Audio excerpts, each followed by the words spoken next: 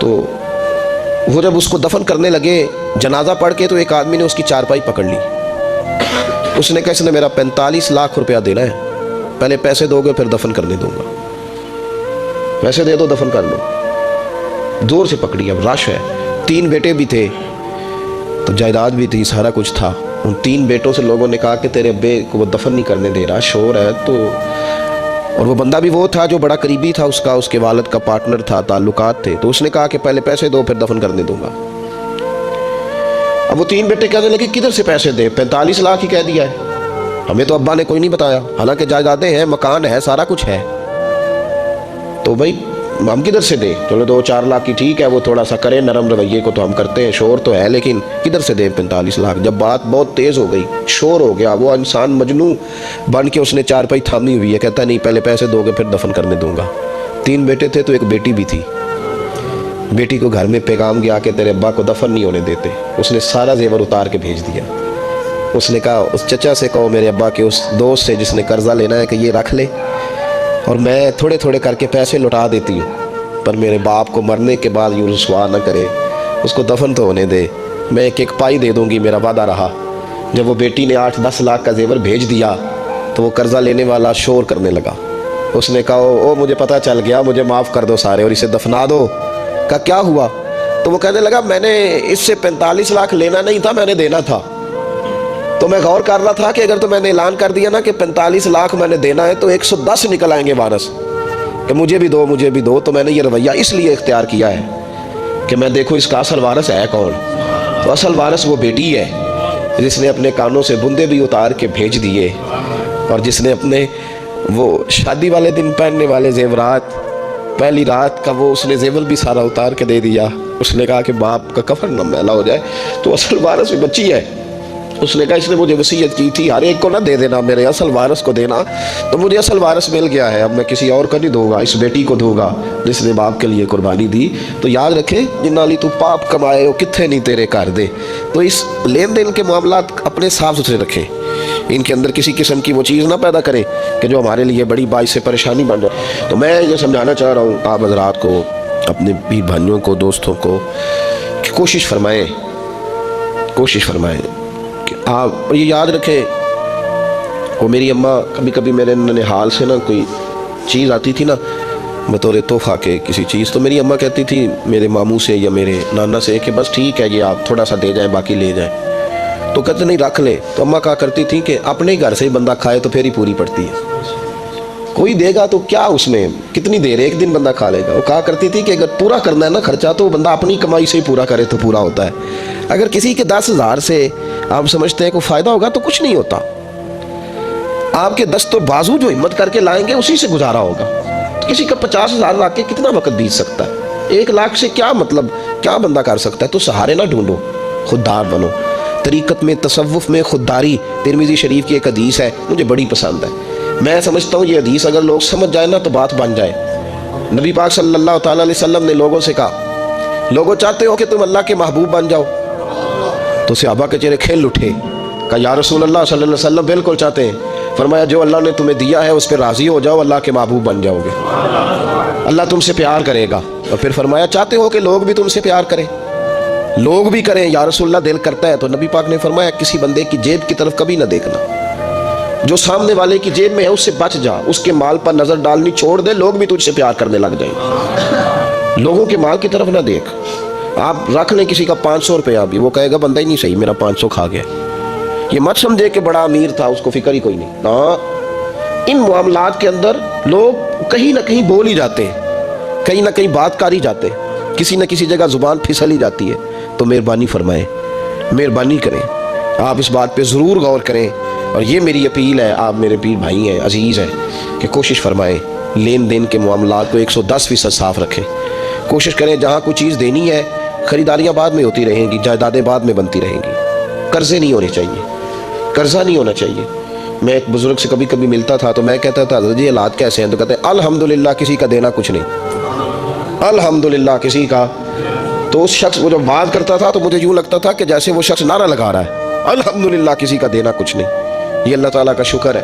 اور پھر وہ کبھی کبھی یہ بھی کہا کرتے تھے کسی سے 200-250 لینا ہوگا میں نے دینی کوئی شے نہیں. کوئی کبھی کبھی ٹٹولوگے تو میرا کسی طرف کوئی نکل ہی آئے گا، لیکن میں نے کسی کا دینا کوئی نہیں۔ میرے اسا فرمایا کرتے تھے ہماری تو طریقت بھی بڑی دلیر ہے۔ میں نے ایک دفعہ کہا حضور نظریہ ہے طریقت کیا؟ فرمانے لگے ہماری تو طریقت بھی بڑی خوددار ہے، ہم مریدوں کا خرچ نہیں کراتے، ہم تو کئی دفعہ مریدوں پہ خرچ کر ڈالتے، ہماری تو طریقت بھی بڑی توانا ہے، نے تو مزاج ہی بڑا انوکھا پایا ہے۔ تو مہربانی فرمائے لینے دینے کے ایک حدیث بخاری میں بڑی مزیدار ہے، بخاری میں، سبحان اللہ۔ اور بخاری شریف قرآن مجید کے بعد امت مسلمہ کے پاس سب سے معتبر کتاب کا نام بخاری شریف ہے۔ نبی پاک صلی اللہ علیہ وسلم نے فرمایا ایک بھائی اپنے بھائی سے قرضہ لینے لگا، ایک دوست اپنے دوست سے پیسے لینے لگا۔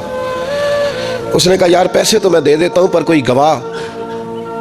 اس نے کہا غریبوں کے گواہ نہیں ہوتے، میرا گواہ اللہ ہے۔ اس نے کہا کسی کی ضمانت دے دو۔ اس نے کہا میری کون ضمانت دے گا، میری ضمانت بھی میرا اللہ ہی دے گا۔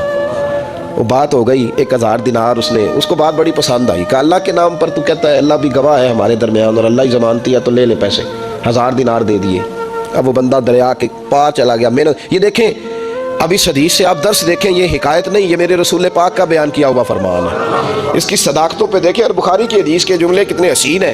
نبی پاک صلی اللہ علیہ وسلم نے فرمایا وہ جس نے پیسے لیے بطور قرضہ وہ دریا کے پار چلا گیا، محنت مزدوری کرتا رہا، جب مقررہ وقت آیا تو اس نے 1000 دینار جو وعدہ کیا تھا کہ فلاں تاریخ کو دے دوں گا، اس تاریخ کو اس نے 1000 دینار لیے اور دریا کے کنارے پہنچ گیا کہ مجھے کشتی ملے تو میں اس تک پہنچاؤں۔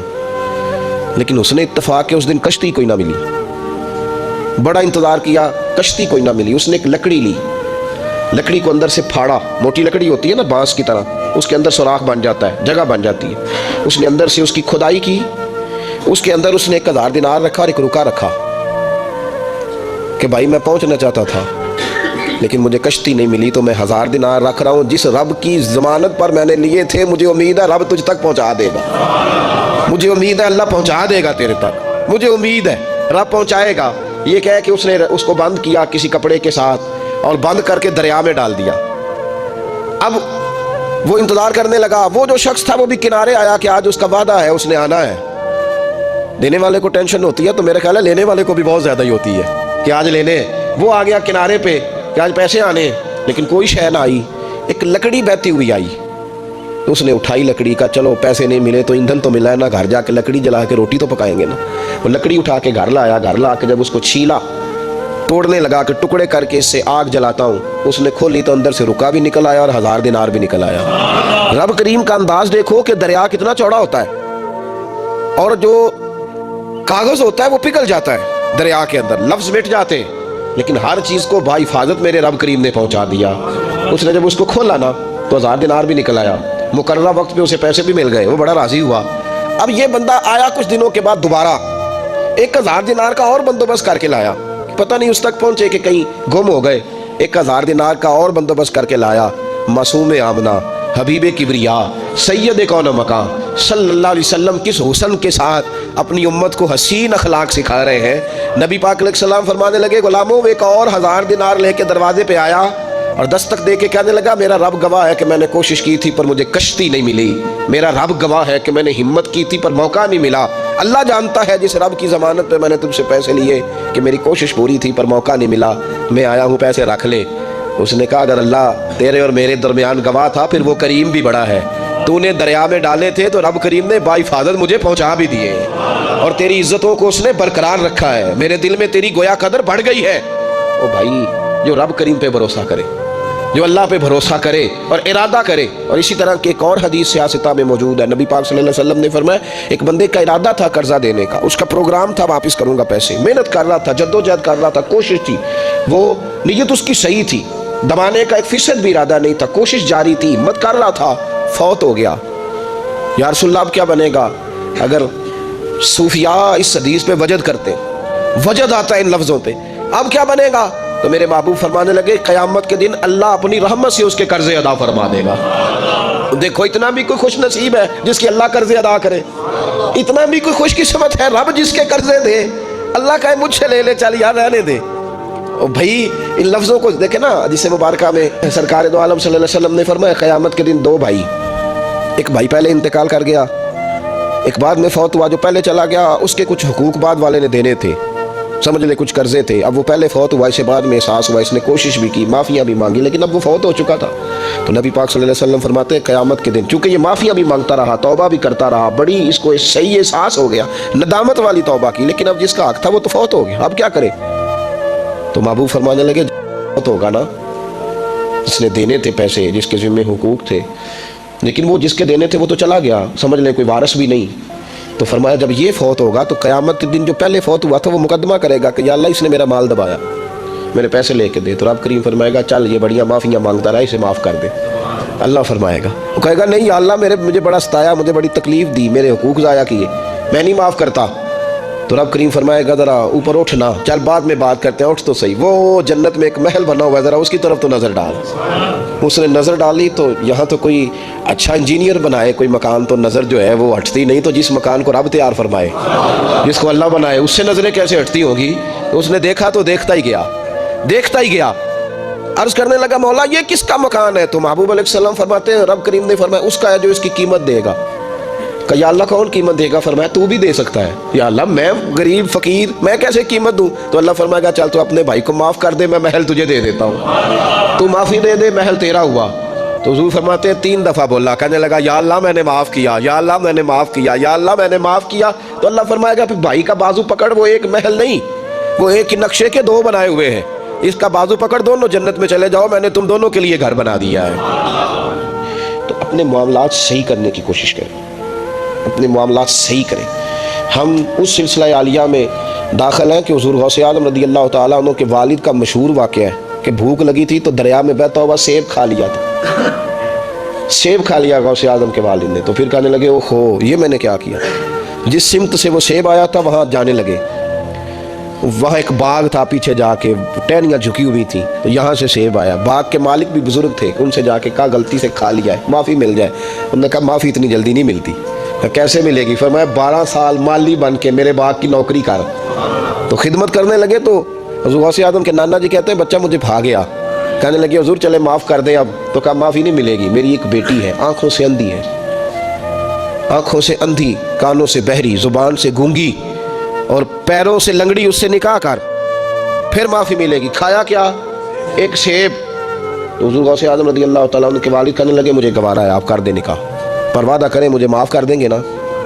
تو کہتے نکاح ہو گیا۔ جب پہلے دن میں حجلہ عروسی میں داخل ہوا تو میں نے پلنگ پر کوئی معذور نہیں، جنت کی حور کی مثل عورت بیٹھی دیکھی، اور جس کا حسن بتاتا تھا کہ چہرے سے زیادہ باطن میں اللہ نے روشنی عطا فرمائی ہوئی ہے۔ فرماتے ہیں میں نے اس کے قریب جا کر تو کون ہے؟ مجھے تو کچھ اور بتایا گیا تھا۔ فرمایا تجھے بتایا گیا تھا کہ آنکھوں سے اندھی ہے اس لیے کہ کبھی غیر محرم کا چہرہ دیکھا ہی نہیں، کانوں سے اس لیے بہری ہے کہ کبھی غلط بات سنی نہیں، کسی غلط کے پاس بیٹھی ہی نہیں، اور زبان سے اس لیے کہ گونگی ہے کہ غلط جملہ کبھی نہیں نکلا، یا اللہ کا قرآن نکلا ہے یا محمد عربی کا درود و سلام نکلا ہے، غلط جملہ نہیں نکلا۔ اور ٹانگوں سے اس لیے لنگڑی ہے، کسے اپنے باپ کے گھر کا رستہ تو آتا ہے، سوائے اس کے گلی کا اور کوئی موڑ نہیں جانتی، اس نے پاکیزگی سے وقت گزارا۔